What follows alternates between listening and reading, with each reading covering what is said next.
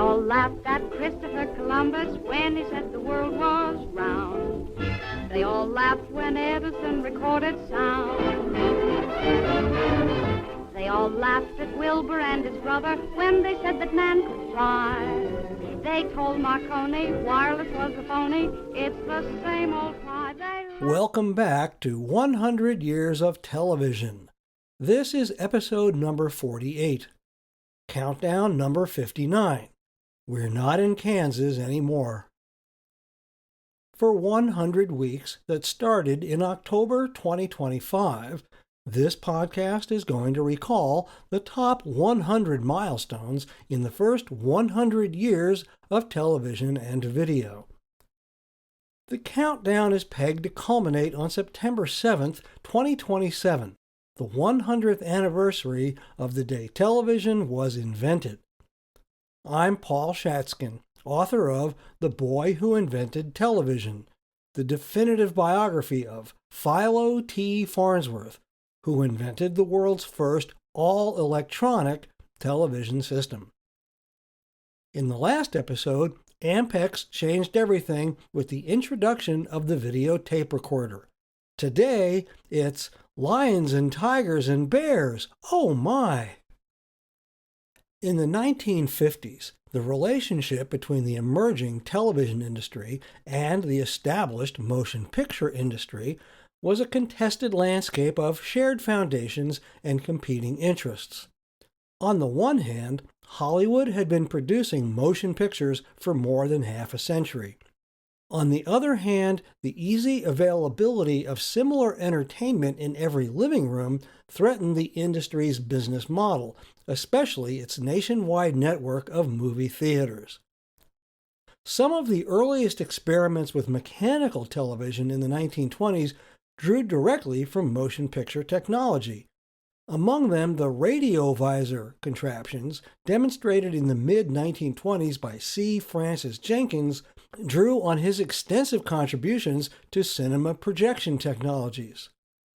But once the principle of electronic video had been proven, Philo Farnsworth turned to motion pictures to improve the technology.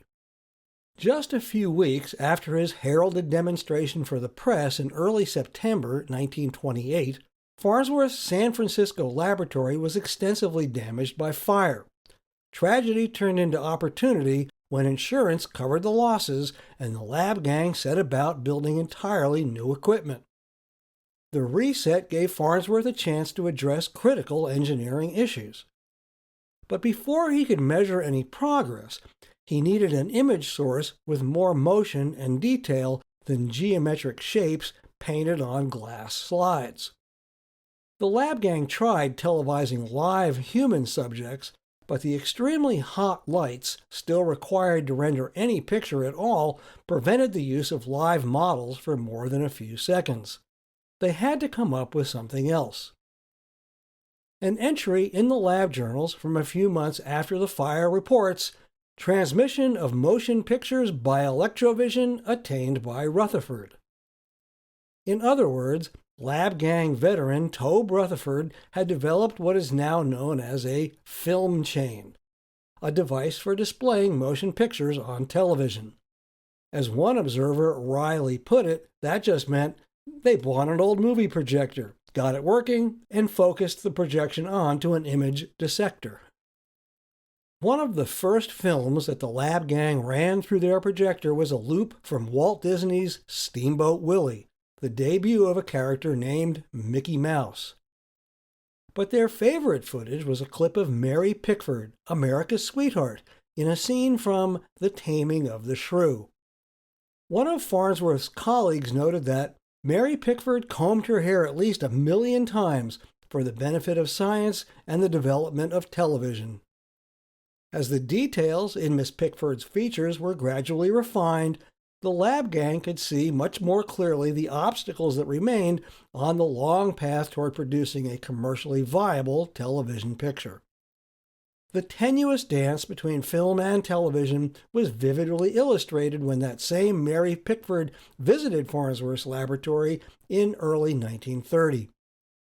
In the 1920s, Pickford, her husband Douglas Fairbanks, Charlie Chaplin, D.W. Griffith, and others had joined forces as united artists, their answer to the iron grip that major studios like Paramount and Universal held on both production and exhibition. United Artists was established to give the talent in Hollywood, the actors, directors, and producers, more control over their own films and profits, and to keep a wary eye out for any new developments that might impact the industry. Once television had gone all electronic, it was obvious it was going to have just such an impact. During a visit to San Francisco early in 1930, Pickford, Fairbanks, and United Artists president Joseph Schenck expressed interest in seeing the electronic marvel at 202 Green Street. As Pem Farnsworth later recalled, if they were going to be put out of business, they wanted to be part of the act that was coming in. Over the next 2 decades, the film industry's curiosity about its potential rival waxed and waned. Then, in 1948, the Paramount Consent Decree upended the old order, forcing the studios to divest their theater chains.